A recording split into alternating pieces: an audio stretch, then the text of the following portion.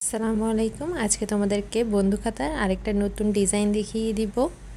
অবশ্যই সম্পূর্ণ ভিডিওটি দেখার চেষ্টা করবে। কেটে কেটে দেখলে কিন্তু তোমরা পুরো ডিজাইনটা বুঝতে পারবে না। এখানে প্রথমে লম্বা একটা বক্স করে নিয়েছি, এরপর এখানে ছোট ছোট দুইটা বক্স করব। আমি কিন্তু সব সময় তোমাদের রিকোয়েস্টেড ভিডিওগুলোই করার চেষ্টা করি। তোমরা আমাকে কমেন্টসে বলেছিলে যে বন্ধু খাতার কয়েকটা ডিজাইন দেখিয়ে দিতে।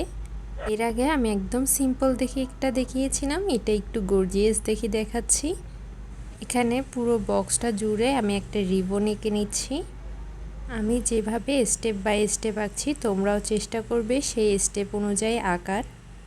আর সব সময় তোমরা একটা কমেন্টস করে থাকো যে আমি কী ধরনের পেজ ব্যবহার করে থাকি। আমি মিনা রাজুর যে খাতাগুলো আছে সেগুলোর পেজও নিতে পারো, অথবা এরকম ড্রয়িং খাতার যে কোনো পেজ অথবা আর্ট পেপার নিলেই হবে। নিচে দিয়ে দুইটা ফিতা দেওয়ার পর কিছু ঢাল দিয়ে দিয়েছি, তোমরা তোমাদের ইচ্ছে মতন কয়েকটা ঢাল দিয়ে দিবা। এরপর উপরের সাইডে দেখো একটু বড় আকারেরই একটা কলি এঁকে নিয়েছি। এই সাইডটাতে যতগুলো ফুল হবে সবগুলো কিন্তু কলি স্টাইলেরই হবে। আর দেখো পাতাগুলোও কিন্তু আমি অনেক বড় করে এঁকেছি। এর থেকে উপরে যে ফুলটা আঁকছি সেটা কিন্তু একটু ছোট আকারে রাখবো। সবগুলো যদি একই সাইজের হয় তাহলে কিন্তু দেখতে ভালো লাগবে না। এখানে মোট আমি 4টা কলি দিব। অবশ্যই কলিগুলো একটু বড় ছোট করে দিবে। এই কলিটা একটু ছোট হয়ে গিয়েছে, এই জন্য পাশ থেকে আমি একটু বাড়িয়ে দিয়েছি। এরপর মাঝখান বরাবর একটা দিব। তোমরা একটু খেয়াল করলেই দেখতে পারবে যে আমি দুই সাইডে দুইটা কলি দিয়েছি, মাঝখানে জায়গাটা খালি রেখেছিলাম। এখানে একটু বড় করেই ফুলের কলিটা দিয়ে দিব। এই সাইডটাই শুধু তোমাদের আঁকতে একটু সময় লাগবে, কারণ এই সাইডটা একটু বড়। পরের দুই সাইড আঁকতে কিন্তু তোমাদের খুবই কম সময়ের প্রয়োজন হবে। এখানে শুধু একটা বাটারফ্লাই দিব, আর কিছু আঁকার লাগবে না। মাঝখানের জায়গাটাতে আমি বন্ধু খাতা কথাটা লাগাবো, এই জন্য ওই জায়গাটা একটু খালি রাখবো। তোমরা জিনিসটা আঁকার আগে দিয়ে মাথায় রাখবা যে মাঝখানের জায়গাটা আমাদের একটু খালি রাখার লাগবে। এরপর এখানে তোমাদের জায়গা অনুযায়ী এরকম বড় ছোট করে 4টা ঘরের মতন করে নিবা। এই ডিজাইনটা দিলে বাটারফ্লাই আঁকাটা অনেক সহজ হয়ে যায়।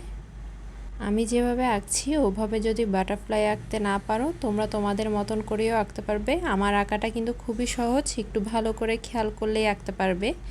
আর আমি এখানে সিডি মার্কার দিয়ে আঁকছি যাতে তোমাদের বুঝতে সুবিধা হয়। কারো কাছে সিডি মার্কার না থাকলে সে পেন্সিল দিয়েও আঁকতে পারবে। এখানে বাটারফ্লাইটা কিন্তু আমি বক্স থেকে একটু বের করে এঁকেছি, তোমরাও এরকম করে আঁকার চেষ্টা করবে। এখানে আমি একটা বই এঁকে নিব যেটা একটু খোলা, আর পাশ দিয়ে ভাঁজ দিয়ে দিচ্ছি। এরপর এখানে একটা খাম এঁকে নিব। খামের মাঝখানে প্রথমে গোলটা দিয়ে এরপর দাগটা দিয়ে দিয়েছি। পেন্সিলের দাগগুলো মুছে নিব।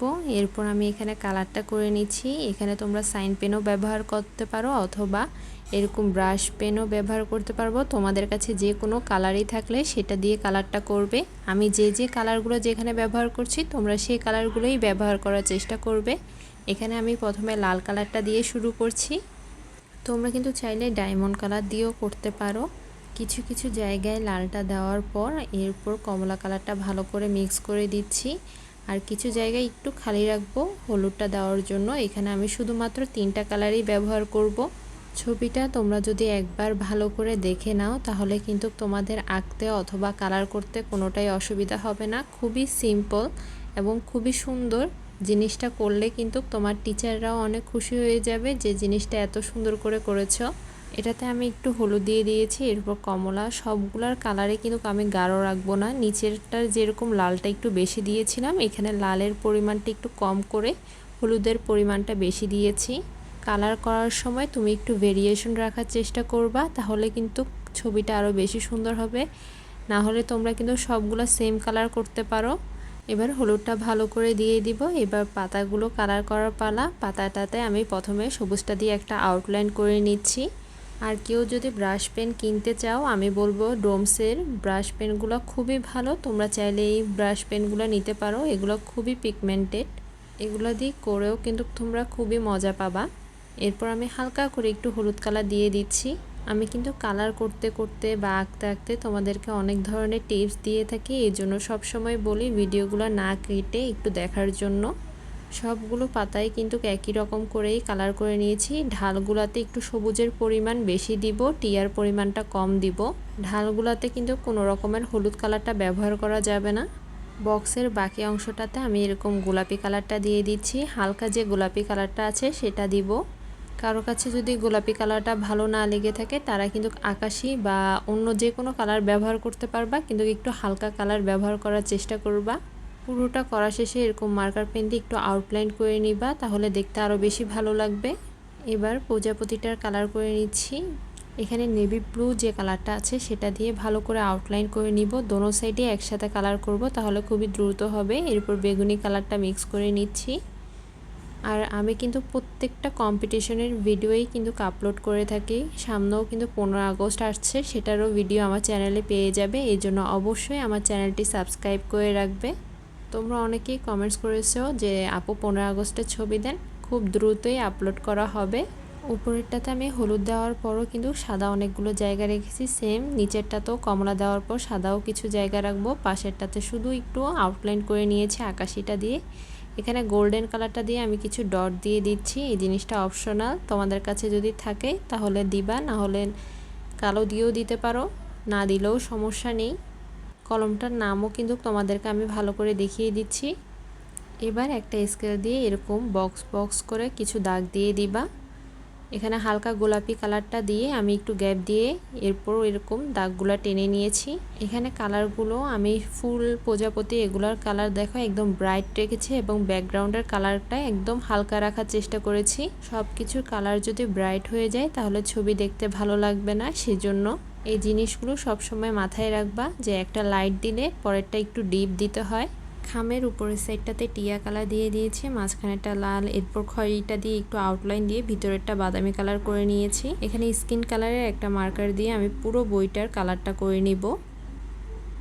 কারো কাছে আমি যে কালারগুলো ব্যবহার করছি সে কালারগুলো যদি না থাকে তার অল্টারনেটিভ যে কোনো কালারই তোমরা ব্যবহার করতে পারো। সব বক্সে কিন্তু হলুদ কালারটা থাকে, তোমরা চাইলে হলুদটা দিয়েও কিন্তু বইয়ের কালারটা দিতে পারবে। এরপর খয়েরিটা দিয়ে একটু আউটলাইন করে নিয়েছি। এরপর চকলেট কালারটা দিয়ে একটু বর্ডারটার কালার করে নিব। এখানেও কিন্তু আমি সেম পিঙ্ক কালারটাই ব্যবহার করব। একই পিঙ্ক কালার কিন্তু আমি তিনোটা বক্সে ব্যবহার করব, কিন্তু তিনটা তিন ধরনের হবে। এখানে ম্যাজেন্ডা কালার যেটা আছে সেটা দিয়ে একটু মোটা করে এরকম দাগ করে দিয়েছি। আর তোমাদের কাছে ভালো লাগলে অবশ্যই বেশি বেশি কমেন্টস আর লাইক করবা, তাহলে কিন্তু আমি আরও নতুন নতুন ভিডিও আপলোড করব। এরপর স্কেল দিয়ে এরকম চিকন চিকন করে দাগ দিয়েছি। এরপর একটা খাতার মধ্যে এরকম করে বন্ধু খাতা কথাটা লিখে নিব। এখানে আমি নর্মাল একটা পেট খাতা নিয়ে নিয়েছি। এরপর ওখানের মধ্যে এই কথাটা লিখে নিব। প্রথমে পেন্সিল দিয়ে লিখে এরপর আমি সাইন পেন দিয়ে লিখছি। আকাশিটার সাথে নীলটাও একটু ব্যবহার করব গাঢ় করার জন্য। এখানে মোটা করে সাইন পেন দিয়ে লিখলেই কিন্তু মনে হবে যে তুমি ডাবল করে লিখেছো। এরপর বর্ডারের মতন সাদা রেখে কেচি দিয়ে পুরোটা কেটে নিব। সেম একইভাবে বন্ধু খাতা পুরোটা আমি কেটে নিয়েছি, এটা আর দেখালাম না। এরপর একটা স্টিক গ্লু দিয়ে মাঝখান বরাবর লাগিয়ে দিব। লেখাটা অবশ্যই মাঝখানে রাখার চেষ্টা করবে, তাহলে দেখতে বেশি ভালো লাগবে। এরপর অ্যাশ কালারের একটা মার্কার পেন দিয়ে এরকম আউটলাইন করে নিচ্ছি। কারো কাছে অ্যাশ কালার না থাকলে সে কালো দিয়েও এরকম আউটলাইন করে নিতে পারো। এরপর যে বইটা আছে সেখানে কিছু কথা লিখে নিচ্ছি। তোমরা তোমাদের ইচ্ছে মতন যে কোনো একটা কথা লিখে দিলে হবে। আজকে এই পর্যন্তই। আর আমার জন্য তোমরা বেশি বেশি করে দোয়া করবে যাতে তোমাদের জন্য এরকম সুন্দর সুন্দর ভিডিও আরও আপলোড করতে পারি। আজকে এই পর্যন্তই। আল্লাহ হাফেজ।